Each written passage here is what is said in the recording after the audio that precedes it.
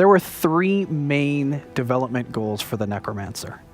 One, we wanted to ensure that it felt like it was faithful to both the lore and the player fantasy of what necromancy was in Elder Scrolls. Two, we wanted to ensure that the Necromancer had unique mechanics. It couldn't just be a sorcerer with undead pets or a dragon knight with undead-themed abilities. It had to stand on its own. And third, we wanted to make sure that the Necromancer kept its identity. And by that we mean, regardless of build choice, if you were stamina or magicka, you always felt like you had necromantic things to do.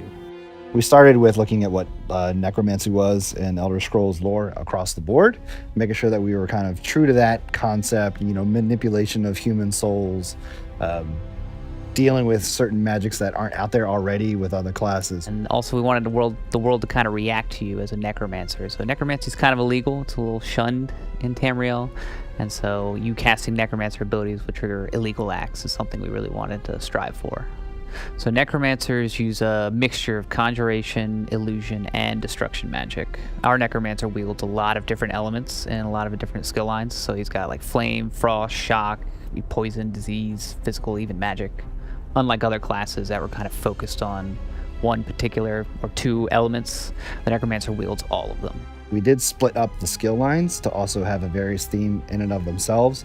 Some of them are dealing with like rendering flesh for the healer type line. For the damage line, you're dealing with more direct physical attacks as well as cold and other themes of damage that we have out there. And then for the tank line, that one again, we went back to, you're surrounding yourself with armor, with bones, and dealing with more physical aspects of necromancy. So some of the unique mechanics of necros include being able to create your own pets, which then make their own corpses. And then you can tether yourself to that corpse, causing damage between you or causing healing between you and that corpse. And also, you don't need to worry about just looking around for corpses trying to scavenge for them. You can make your own by either summoning up a pet and it lasts for a certain amount of time, or there's a skill called bone armor. And when the bone armor wears off, it'll drop down and then you can use that as well. That helps out really well with tanks because that's one of the tank abilities, bone armor. So we made sure that all playstyles of either DPS healing or tanking can utilize and create corpses. Some of the lessons we learned from the other classes when building the Necromancer were to make sure the class had a very defined set of strengths and weaknesses. We didn't want like the Swiss Army knife class that could kind of handle everything. He's got some things he's really good at, and then some things he's not so good at. And we also some of the gameplay lessons we've looked at from all their skills is avoiding sort of heavy buff management, and making abilities feel more active and more exciting. That button press is way more meaningful.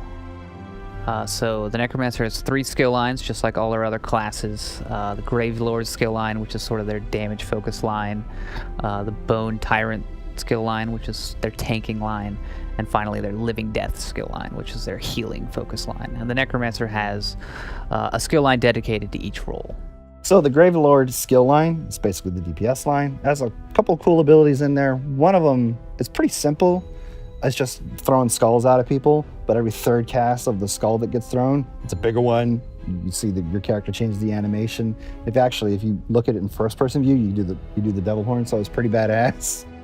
And then the ultimate is actually, there's a really cool story with that. As we were kind of going through development, we didn't like the initial cut of the ultimate, and the team started brainstorming what would be really, really cool and how would it work and what we could really do to make this pop. And we came up with the Flesh Colossus, where this big bulky thing comes out of the ground and smashes its hand a couple of times on the ground and then explodes. I think what'll be really cool to see out there with a Necro in Cyrodiil will be that moment when a wall comes down and people send in their skeletal pets at people on the other side of the wall, just seeing them run up and go over. That'll be pretty cool to see. I'm also really excited to see a lot of the Justice gameplay with the Necro. I'm imagining a lot of people are going to get into trouble, quite a bit of trouble, with the bounty you're going to accrue casting Necromancer abilities in town. So another thing that I am definitely looking forward to with the Necromancer is just seeing how players react. This is a class that people have been asking for since beta.